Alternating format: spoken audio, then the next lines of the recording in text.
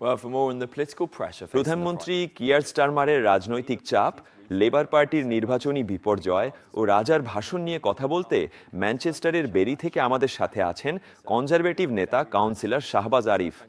Asia ওয়ানে আমাদের সাথে যোগ দেওয়ার জন্য আপনাকে অনেক ধন্যবাদ। মিস্টার শাহবাজ, রাজা চার্লস পার্লামেন্টে যে ভাষণ দিয়েছেন তার তাৎপর্য কি এবং সরকারের মূল বার্তাটি আসলে কি ছিল? আমাকে আমন্ত্রণ জানানোর জন্য আপনাকে অনেক ধন্যবাদ। আপনার সাথে যোগ দিতে পেরে এবং দেশের সামনে থাকা এই গুরুত্বপূর্ণ রাজনৈতিক ইস্যু নিয়ে আলোচনা করতে পেরে ভালো লাগছে। আপনার প্রশ্নটি খুবই গুরুত্বপূর্ণ। রাজার ভাষণটি অত্যন্ত গুরুত্বপূর্ণ কারণ এটি এটি দেশকে জানায় যে আগামী 1 বছরে সরকারের পরিকল্পনা কি। ভাষণটি পার্লামেন্টে রাজা প্রদান করেন, কিন্তু এটি সরকার লিখে থাকে। ভাষণে অর্থনীতি, জনসেবা, আবাসন, অপরাধ এবং জাতীয় প্রবৃদ্ধি নিয়ে কথা বলা হয়েছে। লেবার সরকার স্থিতিশীলতা আর পরিবর্তন সম্পর্কে একটা বার্তা দিতে চেয়েছিল, কিন্তু কনজারভেটিভ বিরোধী পক্ষ হিসাবে আমরা বিশ্বাস করি মানুষ এখন প্রকৃত পদক্ষেপ চায় এবং প্রকৃত ফলাফল প্রয়োজন।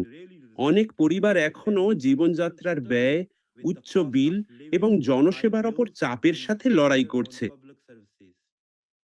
সাম্প্রতিক স্থানীয় নির্বাচনে লেবার পার্টি বড় ধরনের ক্ষতিগ্রস্ত হয়েছে। এই বিপর্যয়ের মূল কারণগুলো কি ছিল? লেবার অনেক আসন হারিয়েছে কারণ মানুষ নিত্যদিনের সমস্যা, যেমন দ্রব্যমূল্য বৃদ্ধি, জ্বালানি বিল, অপেক্ষার সময় এবং অভিবাসন সংক্রান্ত উদ্বেগের কারণে অসন্তুষ্ট। লেবার সরকারে আসার পর অনেক ভোটার দ্রুত উন্নতির আশা করেছিলেন, কিন্তু অনেক মানুষ মনে করেন জীবন এখনো কঠিন। স্থানীয় নির্বাচন প্রায়ই জনসাধারণ সরকারকে একটি বার্তা দেওয়ার জন্য ব্যবহার করে এবং এই ফলাফলগুলো লেবারদের জন্য একটি স্পষ্ট সতর্কবার্তা ছিল। পার্লামেন্টের ভেতর থেকে, এমনকি লেবার পার্টির ভেতর থেকেও প্রধানমন্ত্রী কিয়ার স্টারমারের ওপর চাপের খবর বাড়ছে। তার নেতৃত্বের প্রতি এই চ্যালেঞ্জ এখন কতটা গুরুত্বর? কিয়ার স্টারমারের ওপর চাপ খুবই গুরুতর হয়ে উঠছে। স্থানীয় নির্বাচনে খারাপ ফলাফলের পর অনেক লেবার এমপি চিন্তিত। সাম্প্রতিক এক প্রতিবেদন থেকে জানা গেছে যে লেবারদের ভেতরে 100 জনেরও বেশি এমপি সরকারের দিক নির্দেশনা নিয়ে গভীরভাবে উদ্বেগ ও সংশয় প্রকাশ করেছেন এবং কেউ কেউ এমনকি নেতৃত্বের যোগ্যতা নিয়েও নানা প্রশ্ন তুলছেন।